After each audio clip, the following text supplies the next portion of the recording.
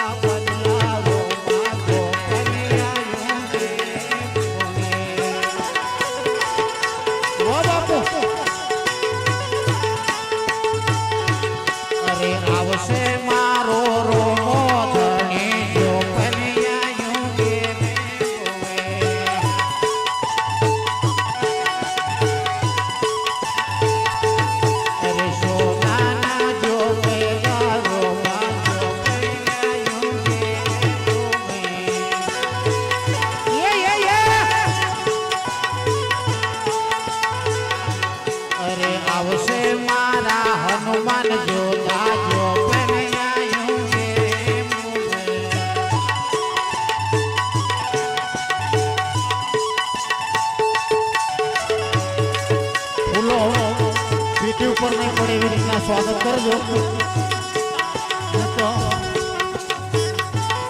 વાંચજો